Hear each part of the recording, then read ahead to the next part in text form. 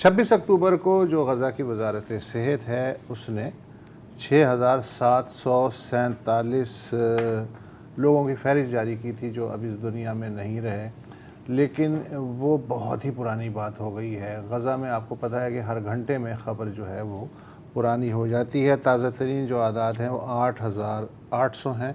इसके अलावा हज़ारों लापता हैं। हज़ारों में इसलिए कह रहा हूँ कि कुछ नहीं पता कि मलबे के नीचे कितने दबे पड़े हैं और ज़िंदा हैं या नहीं हैं। रोज़ाना का औसत निकल रहा है 370 जो हैं अफराद इंसान इस दुनिया से रुखसत किए जा रहे हैं। पूरा गज़ा 8 रेफ्यूजी कैंपों में रहता है और ये उनके बच्चे हैं जो 1948 में जो जिस ज़मीन पे आज इसराइल बना है वहाँ से निकाले गए थे। उनकी ये तीसरी और चौथी नस्ल है और पता नहीं 5वीं नस्ल जो है वो कितनी मुख्तसर होगी या क्या होगा उसके साथ। इन 8 कैंपों में एक जबालिया कैंप भी है गज़ा शहर से बिल्कुल लगा हुआ। कल उस पे एक टन के 6 बम गिराए गए थे। कैजुअल्टीज़ का उनकी अभी अंदाज़ा ही लगाया जा रहा था कि आज फिर जबालिया कैंप पे हमला हुआ है और हर नस्ल के बम इस्तेमाल हुए हैं।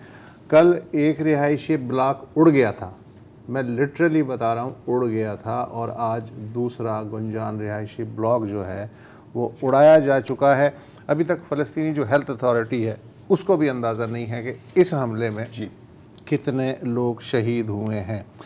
इसके अलावा जो और मज़ीद ख़बरें आ रही हैं, आज अल जज़ीरा पे मैं एक सर्वे पढ़ रहा था और है तो वही, लेकिन उन्होंने एक तरह से उसका ब्रेकअप लगाया है। ब्रेकअप के मुताबिक हर एक घंटे में 15 इंसान मर रहे हैं, उनमें से 6 बच्चे हैं। हर एक घंटे में 42 बम गिर रहे हैं, 12 इमारतें तबाह हो रही हैं।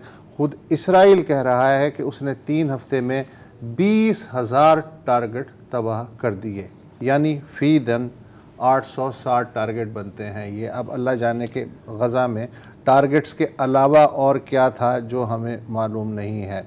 मरने वालों में 73% अब तक जो आदाद शुमार औरतें और बच्चे हैं।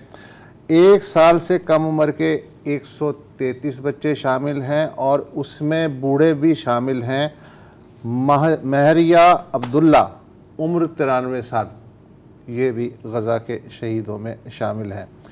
इसके अलावा अगर कैजुअल्टीज़ के अलावा मैं आज के दिन का जायज़ा लूँ तो आज जो मिस्र की तरफ खुलने वाली रफ़ा क्रॉसिंग है उसे खोला गया है। 200 के लगभग दोहरी शरीयत रखने वाले फ़लस्तीनी बिलाखिर वहाँ से निकलने में कामयाब हो गए हैं। टोटल 500 की फहरिस्त है जिस पे एग्रीमेंट हुआ है कतर का, मिस्र का और इसराइल का कि सिर्फ ये जा सकते हैं, बाकी उसी खूनी जेल में रहेंगे। सिर्फ दोहरी शहरियत वाले हैं। फ़लस्तीनी जो है नहीं, और कोई नहीं जा सकता। ज़ख्मी आपको पता है हज़ारों की तादाद में है, लेकिन आज मिस्र ने कमाल सखावत और मेहरबानी से काम लेते हुए रज़ामंदी ज़ाहिर की है कि 81 ज़ख्मी जो हैं आप भेज सकते हैं फ़िलहाल, और लकीर के उस पार कुछ उन्होंने तिब्बी टेंट भी लगा दिए हैं। ज़ख्मियों की असल तादाद जो है वो हज़ारों में 20,000 25,000 के करीब, वो भी एक रफ एस्टीमेट है, और उसमें 81 को उन्होंने अलाउ किया। अच्छा, और फिर ये है कि जो गज़ा का जो सबसे बड़ा हॉस्पिटल है जिसकी आप 3 हफ्ते से, अब तो नाम आपको अज़बर हो जाना चाहिए, अल शफा हॉस्पिटल, उसमें इस वक्त इंक्यूबेटर्स में 133 बच्चे हैं और 250 के लगभग 80 के करीब डायलिसिस मशीनें हैं। उन पे लोग ज़ाहिर है मौजूद हर वक्त कोई ना कोई रहता है।